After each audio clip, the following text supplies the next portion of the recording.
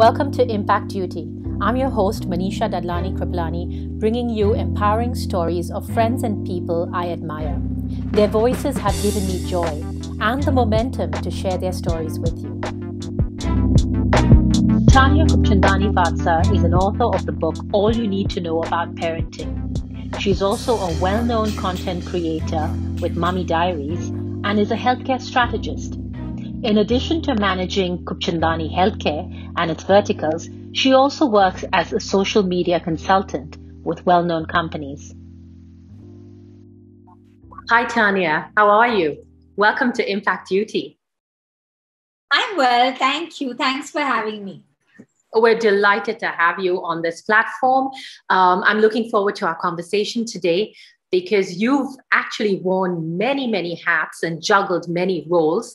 And you still juggle many roles. You've been a healthcare strategist, a content creator, mother, blogger, author, writer. I mean, just to name a few. So I'm really looking forward to finding out more about you and the woman behind Tanya.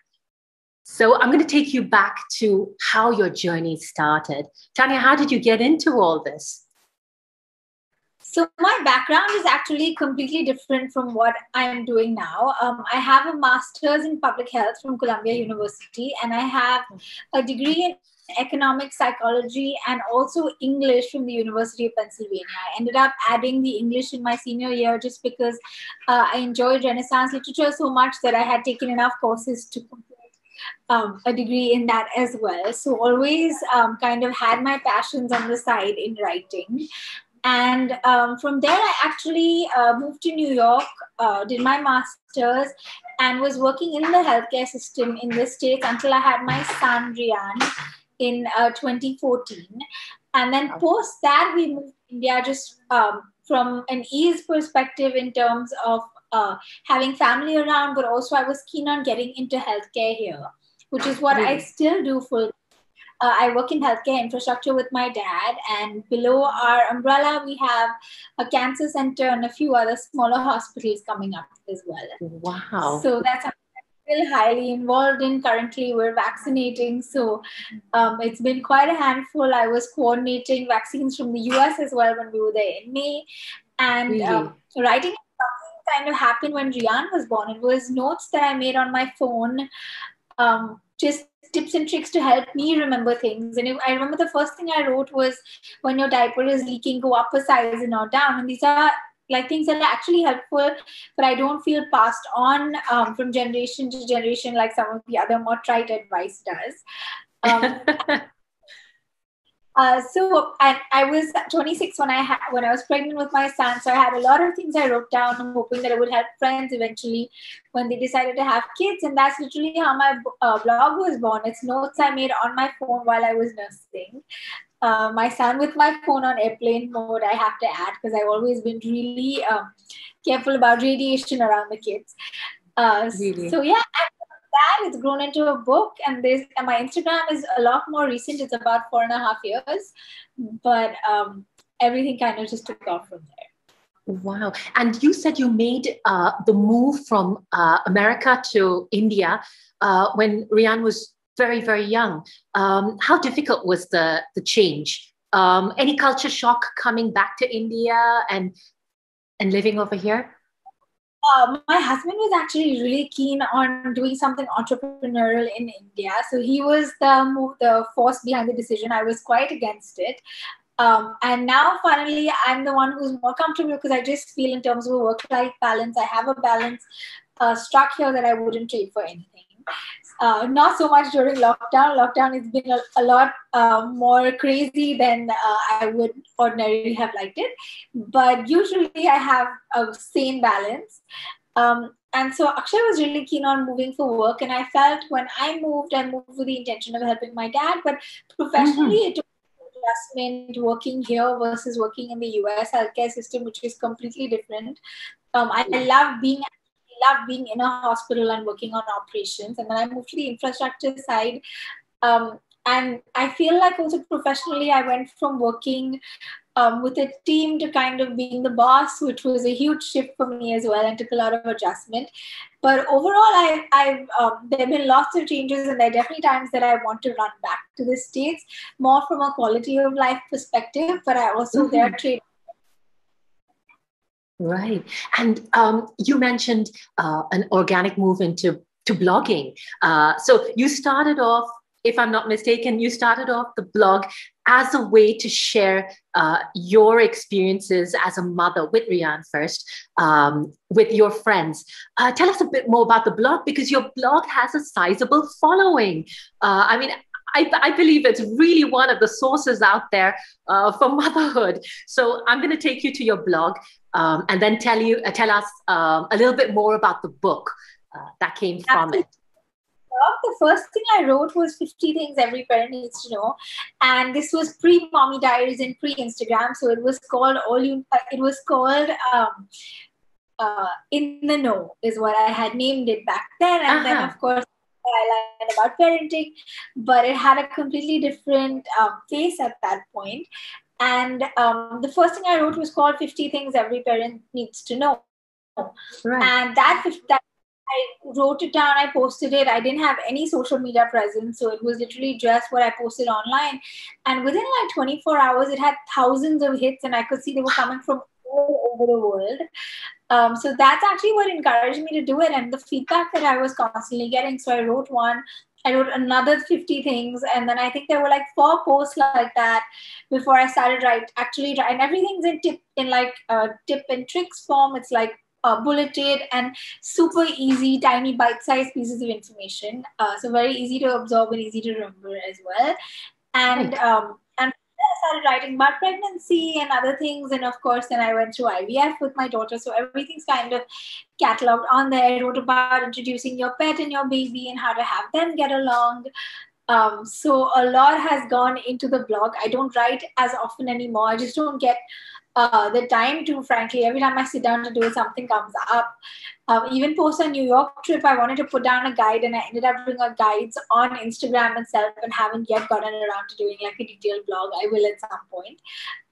But my book from there, it was Penguin saw the blog and they approached me, and I was thrilled. It was something I had in mind. So I had them all kind of in a manuscript format. But when Penguins, this is not really a book. It's a blog that looks like a book. We need to redo it as a book. So I spent 2 weeks writing the entire thing. And so the book is very different because it's a lot of anecdotes and stories and incidents that's happened. And that's weaved into all that information. And it's not in point format. It's very easy to read. And I believe your book is titled differently to the blog. So could you give us the title of your book? You need to know about parenting. Wow, excellent. Available across the world, globally? Yeah. Excellent. And in airports and gotten so excited. Really? I better look out for it. I mean, I have 2 teenage boys, so the kind of issues that I have are probably a little different from what's covered over there, but nonetheless, always fodder for enhancing your brain. And the other thing I came across that really excited me was Bazaar Hour. So it's a concept that you have. I think it's one of a kind, if I'm not mistaken. So tell us more, Tanya, about Bazaar Hour, this unique concept that you have. I actually did a book reading, a book signing, and a book launch for somebody else a couple of years ago in December, pre-lockdown. And in the audience was Anaga, who's the founder of Playdate. And she approached me after and said, we have to get together. I have some really cool ideas that I don't think anyone else can pull off. And she's someone that I had heard of because I knew like her sister-in-law through a friend, but we hadn't really met, and I'd heard of Playdate, but I hadn't really been on it except classes. And so I sat down with her a few months later. It ended up being a few months by the time we met because she was traveling and I was traveling, and it just didn't happen. And when we finally He was like, I have this idea and I don't know how to execute and how we should do it. But it's like this QVC concept of doing like a live marketplace, and we go live with your audience. And she was like, it has to be things that are aspirational, but that you get really good deals on.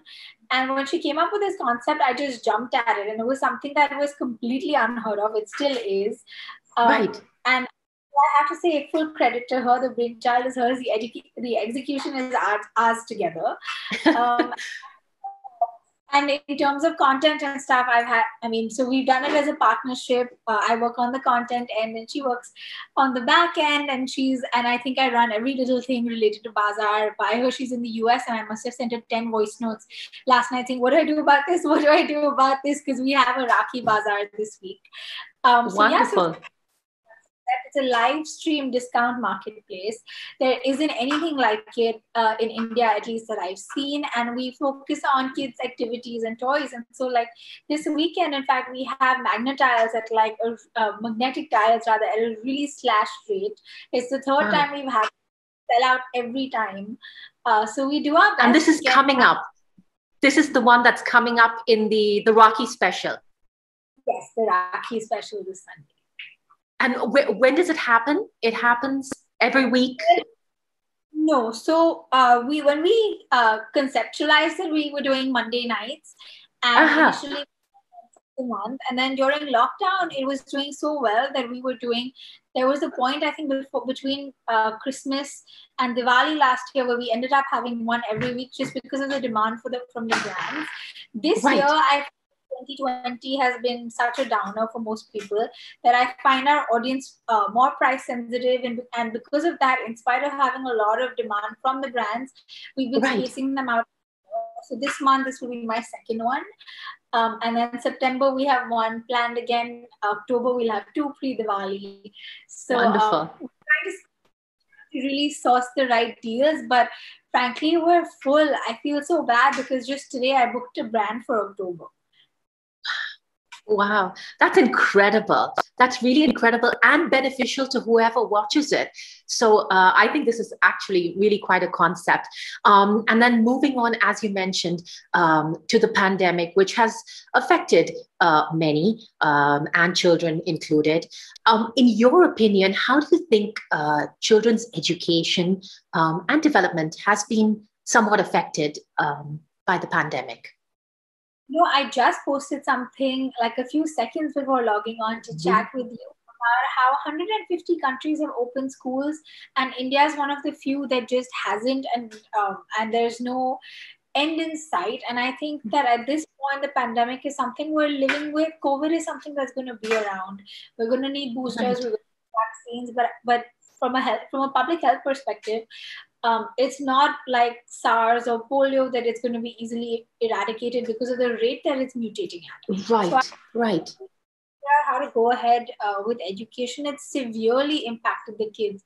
My son is someone who is very shy, and I felt that pre-lockdown he was starting to come out of his shell a little bit with his classmates who he had been in the same class with for a year, so it really takes him a while. And then this happened. Now they're at a point where they don't know who they're in school with.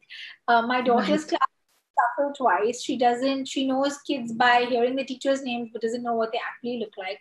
Everyone's on a screen. So it's just so sad that the kids are living this completely unnatural life where all their social interaction happens through a screen. I mean, play dates and meeting friends and stuff is a thing of the past. It's just so sad. And I think parents, when the lockdown happened last March, I remember seeing a million on how it was the longest month of everyone's lifespan. But I think we were focusing on the now, okay, we're gonna get through this. There'll be a miracle. Something will happen. It'll change. It's now been a year and a half, so I think we're more accepting ourselves of that this is something that might be here to stay for a while longer. But at the same time, I think in the midst of that, the kids kind of got lost and they weren't really the focus. When what's happened there, the people they meet, is they were meeting 20 kids before or 30 kids before. Now the entire human interaction is with one or two people, and primarily so we're a much bigger part of what has an impact on their life. And we're also at the same time juggling chores, juggling staff, juggling our own work, often we have the screen in front of us, even when we're talking with the kids. And it's difficult Right. to, I'm really mindful of that. Every time someone says, a kid approaches me and says something, I put my phone down and off, or I put my laptop off and look at them and make sure I'm making eye contact and saying the right things. But it's hard. I know last night I was super irritable. I had the longest day. And like by 8 p.m. when my husband came home, I was like, please, nobody look at me, nobody come near me, nobody touch me. And I I jumped. can imagine. It was just one of those days when I had been shooting for like 5 or 6 hours with the kids around. Plus their homeschool, plus I had like 3 Zooms, which were an hour long. And this is daily life, but like usually Monday, Tuesdays for me, I like that. And yesterday I was just frustrated out of my mind by the time my husband came home because I hadn't had 5 minutes to even sit down. Like I was parched. Um, so it happens where we're focusing on things other than us, but it also happens where we're focusing on things other than our kids while they're around. And that's the reality of work from home. And I Right. just need to go back to school. Yeah, yeah.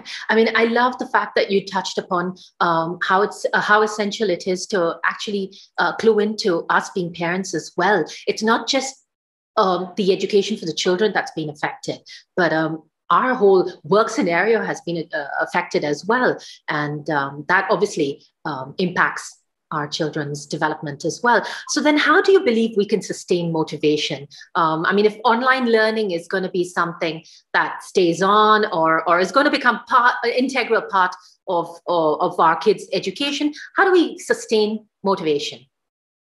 You know, my office is next door. It's like a 5 minute walk, and I haven't been in for a year and a half. So I feel like, and until the kids go back to school, I don't see that happening. So I do feel like at this point, the government and schools need to come together and figure out how they can open schools. Yes, part of it will be online, because I know not all parents are willing to send their kids back to school. But from what I understand, there are schools that are opening that are doing alternate days, smaller groups. They also have a camera option for people who are not comfortable sending their kids and want their kids to continue learning from home. So online learning will stay for a while in some form or another. And I do feel like a lot of their classes that they were going for in person, they can continue to do those online. There's no need for Rian to go to a Kumon, for example, and sit there when it's quicker and he saves the commute and the teacher is as able to take care of him online. So some things I think will stay online. Athletics Right. and stuff, on the other hand, Yes. frankly, all last year on Zoom, and I was making him do it because I said, okay, it's some physical activity, but I would see him like covering the camera, doing something, and then doing his own thing. So I presume that I'm taking him 3 days a week outdoors and making him do his athletics in person. It's like 2 kids at a time with the coach, and it's another child who's in our bubble. So I'm comfortable with that because some things just have to, get preference, and his physical Right. health is right up there for me. He's a child who has a tendency to gain weight. Most of us in our family do, and so his workout is as important to me as mine is, frankly. And if I go to the morning, why can't he? So some things I am to kind of letting go back to normal in small, safe, measured ways. But Right. I'm someone who has met friends in a group or something, so I am cautious where I can be. But I do think that Right. schools to kind of work on ways that we can actually get back. And like you said, 150 countries have actually opened up, including Switzerland. So on all levels. Right now we're on holiday, but the boys would be back to school in 2 weeks. So So yeah. Mumbai is actually almost at it's a 30-something% vaccine rate in terms of the Right. first dose being given. And I know that in terms of efficacy against strains and stuff, nobody really knows. But I'm really optimistic that we might avoid most of a third wave. I know there are vaccines. There was one that was approved day before for kids 2 and up. Covaxin is coming up with something as well by September. So hopefully we'll have vaccines for kids soon as well. And that brings me to nutrition. And we know nutrition is rather key for a child's brain development, physical development in so many ways. I don't think we focused as much on nutrition in the generations before, but I think there's a larger focus now. At least that's my opinion. How do you believe nutrition plays a part, or what are your tips for us in terms of nutrition for children? I'm a very terrible eater, as in I eat like my quantities are fine, but I have the biggest sweet tooth. So be careful about when I eat and what I eat in front of my children, because during lockdown I realized that previously a lot of my meals were in the office. At least my lunch every day was in the office. My breakfast was after they went to school. And dinner was usually after they were in bed. Now I have lunch and dinner with them, and I eat earlier because Really? I early with them as well, and there's just too much to get done in the day, so I'm getting to bed sooner as well. So I've aligned my meals so that I can spend that time with them. We chat, we talk through our meals. I'll ask them questions about their school, and the three of us eat lunch together and chat. We do that very often for dinner too. And Excellent. that my kids watch everything that I eat. So if I'm telling them that you have to eat palak paneer and roti, they're eating as well. So now when I'm planning my meals, like it's family meals. So like today I've done pasta, but I've done zucchini pasta for everyone, them included, and for myself, because I know they're going to watch what Right. I'm eating. These are the biggest imitators. So I would say the best way to actually get your kids to eat healthier is to do family meals with them and make sure that what you're eating is right, because they're absolutely watching you. Oh, I love that, Tanya. Be the role model for what they they need to put into their stomachs. That's a great piece of advice. And as you know, you've created a fabulous niche for yourself on social media, a strong following. How have you managed to stay successful and relevant on social media? I'm someone who, a couple of things I would say is, one, that I don't want to hop on every trend.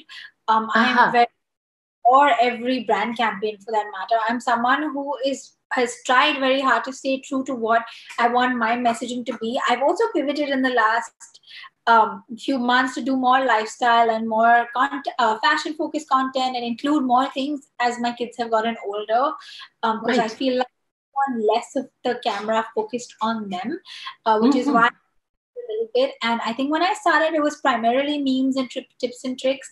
Now, moving with the algorithm, I do vlogs where I'm talking about parenting. I talk about body positivity. I have a lot of things that I talk about, but I'm very mindful with the topics and even the collaborations I pick. So, for example, work with a brand that I know uses anything harsh in their products.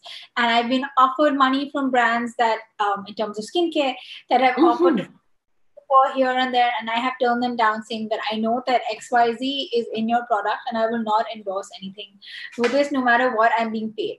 So I think it's important when you start off to know what your limits are and where you draw the line with stuff. And then also it's important to have your own content. So I see bloggers who have reached a certain number. I know a lot of people buy their followers. I have never bought a follower or a like or a view or anything. If my views are not great a certain day, I'm pretty honest with the brand about that.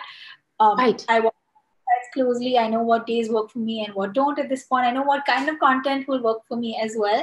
But I make sure that on a weekly basis, I have content that is not a collaboration, that's not commercial, and that's focused towards communicating something to my audience that I feel will either make their day easier or make them smile or just real. For me, the bottom line of it has been authenticity, and it's been putting out content that people can relate to.